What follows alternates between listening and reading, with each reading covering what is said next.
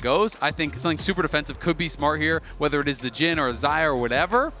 And then all of a sudden, in comes the Nico ult, in comes the Galio ult, in comes all these things. So I feel like the draft was fairly predictable. Both teams Dokla's still holding onto his TP though, and Guma is top. So there is a potential for a 5v4 if they want to try to go for it. But of course, they are too late. But early smite, the steal! Stolen away with a crash down coming in from Ayla. 100 Thieves are thinking about a fight, but Faker's already level 6. Ayla with a flash away. River stepping forward here with a shield, but a heroic entrance forces another flash, this time from River. 100 Thieves, yes, they overstay. Yes, it costs their summoners, but a heroic... I love the guy in the audience who's literally doing Pepe hands as his reaction, as T1 are going to be a little bit disappointed with that, as now River shows up in the mid lane with a Grand Starfall. Point and click there for the stun, and it's first blood over to Quid. This is what 100 Thieves wanted when they experienced. Gumayushi about to take over to level 7, so he is pretty even with FBI, I stand corrected, as Doran with that small XP lead, level 7, and T1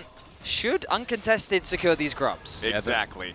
Only cost is going to be a few minions in bot lane. He's in the river. Okay, but T1 has total control over the area. They already that's lost also the true. first Drake, but they started it up, remember, so early. So second Riding Drake that high with the level of confidence he's playing. I thought you were going to go with he did solo kill Faker with the help of River. All right, Owner trying to come in here, make a move on to Quid, but because the Shockwave's still down from earlier, it means that Quid can make enough distance that Owner cannot try to engage after him with the Cataclysm without committing a flash. He does not want to use that. They know that Quid still has the ultimate, so he could get away defensively just with that. Comet Spear and the rest of the ulti coming in now as the Grand Starfall sets it up. Carry is knocked down. 100 Thieves, they find themselves, and now that's a 2-0 game in their favor. The Shockwave from Faker at the very end of the fight doesn't do anything. I mean, it's a beautiful play, not only because they kept the kill on Dakaria, but because Faker had to flash to avoid it being him that goes down. So Faker flashes out, and Keria just kind of has to tank that one for him. It's a get down, Mr. President moment, but you still got to pay that price, and 100 Thieves happy to take the blood toll. The only bad news for 100 Thieves is the kill did go on to Ayla. They would have loved to have funneled a little bit more gold into their Akali, but at the end of the day, as you highlighted, Azael, advantages gained for 100 Thieves. A small gold lead in their favor. Herald are going to be spawning in about a minute, 20 seconds, and so T1 want to try and get that last plate before it wears off, and they're going to grab it. So T1 immediately going to close that gold gap, and we find ourselves once again in a very even game state. I think T1 do prefer this situation, especially with the Rod of Ages completed, and that's going to start stacking up for Faker in the mid lane. And they get the third plate as well with the extra auto attacks, thanks to the fact that they have 3 grubs. The burn over time gets that third plate right before it ticks 14 minutes. Now, ideally, Quid does not want to be fighting Doran. Doran has no kill threat on the Akali, but the Akali has no kill threat on the Doran.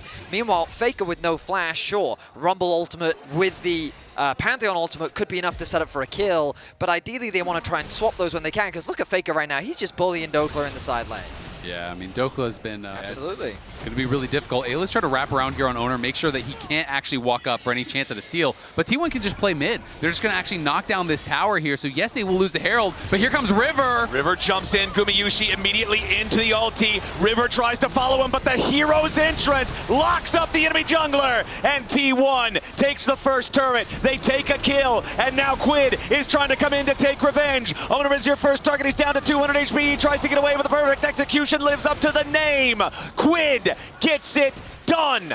Nicely played there from 100 Thieves to respond to the nice play that T1 started with. It's a 1-for-1 trade, but T1 taking the turret means they come out on top. You're absolutely right, Flowers. A nice sequence from both sides as T1 acknowledge that they cannot contest the Herald, so they invest their resources into mid. But now, TP top lane. Faker in a little bit of danger here. Equalizer to slow him down as he tries to escape. Dokla's got to be careful chasing after this. Quid has no ulti on the Akali. Faker trying to make his way all the way out. A beautiful shockwave. Dokla's down to make it a 1-for-1, but 100 Thieves still get him. All right, so another tower going to be going the way of T1. That top lane tier 1 is almost knocked down as well. The goal very... Test this dragon.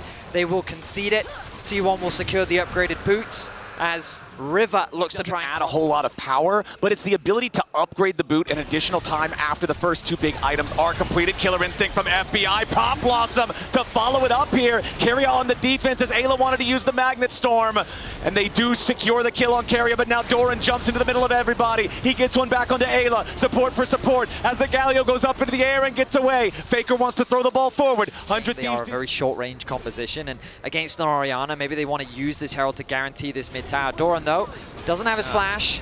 Nice. They stun him up with a Shattering Strike, and then they try to block the exit here for the Justice Punch. Doran cannot use it to get away because he would have to dash back first. So a nice soul point. All right, Doran's about to take the tier 1 turret here in the top lane, put T1 at a very, very slight gold lead. T1 does spawn, second item fully completed for Faker as well. He has the Seraph's Embrace all the way evolved. Quid going after Doran here, going to allow the taunt to expire. River ready to join up. Yes, Doran is very tanky against Magio damage, and he failed the flash over the wall. The Galio now with the hero's exit to get away to a nearby ally, but Quid tries to follow here with a Shuriken flip. He goes in for the perfect execution. He's trying to still find the kill. Doran dies, and Quid's got the fancy feet to guarantee it. Oda wants to get away, but a flash 5-point strike hits all 5. Quid dies to the shockwave in retaliation. The approach. T1's already got it down to 40% HP. Doran keeping Quid away off to the right side pincer as the Infernal Drake is secured by Owner and T1. 100 Thieves not there in time. Yeah, River really wanted to finish a second item, so he does do that, but then you're allowing them the free soul point, and now they're going to engage. Yeah, now it's a ton of damage back onto River. The shield cannot protect him in time. Quid wants threat onto Gumayushi, but he doesn't have enough. Pop Blossom's not going to stop him. Ayla into the middle of everybody here with a Magnet Storm. Keria might just die to Quid, but FBI's already been executed by Owner. Ayla's next to fall, double kill over to Gumayushi. Keria dies, but it's so many dead on 100 Thieves in trade. Only Quid and Dokla are still alive as Quid tries to escape into the enemy jungle. Owner's got an eye on him here with the sweeper. Quid still trying to get out, but Faker's shockwave will seal his fate. For simply approaching the dragon, T1 find 4 kills. 100 Thieves positioning. They did not respect the possibility of T1's collapse. They lose so many members. They lose the dragon. They lose the Arakan, and this game is quickly slipping away. Yeah, kills the support, and T1 just fights forward through the rest of the team. Faker in an awkward position here. Yep, tagged by the first Electro Harpoon. Exhausted now as he tries to fight back. Owner swooping in to protect his mid laner. Meanwhile, FBI's in danger. Killer Instinct defensively. Faker burning down. Dokla burning down. A little bit more damage from Flame Spitter. Isn't going to get it done. Faker finds the first kill back into Dokla. Gumayushi under pressure. He tries to sidestep away. A massive outplay from Gumayushi defensively with the feathers to buy a little bit more time. But he is shut down by River. It's still 3 for 1, favoring T1 as Quid and River are trying to get away. And Doran pushes the tier 2 mid. That pick onto Faker could have opened up a Baron, but he is just so tanky. Dokla didn't have the damage to get through the shielding from Doran, the HP from Faker's build, and while Quid set his sights on the AD carry, Guma was far too resilient. Keria was providing enough support, and 2 towers will fall off the back of that as T1 gain an even greater gold advantage. I kind of want to see that one more time because it felt to me at first like maybe Dokla was just trying to hold on to the equalizer, not commit it, used it very late, but they are going to go back in. Can they actually stop the recalls in time? Dokla looking for it. He has no equalizer to try to stop this, but they don't need it just yet. Here comes Ayla. He's locked him up with a Magnet Storm. Faker trying to get away. He's very low on HP, but River's on the approach. Faker and Owner both getting away over the wall. Quid on the chase. He finds the shutdown onto Faker, and now he's got to try to get himself out of it, but he's not going to find the kill under Quid here just yet. Owner's going to be burned down. Shutdown credits over to River. It's 2 kills for 100 Thieves.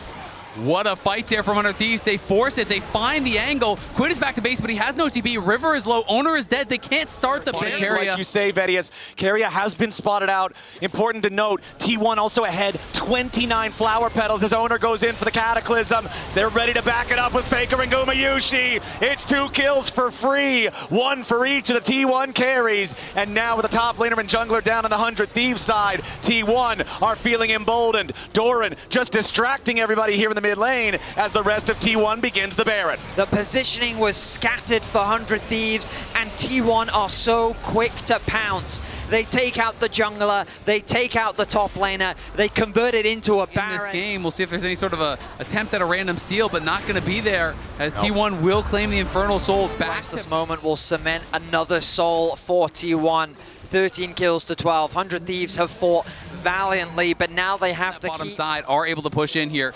Keria is there.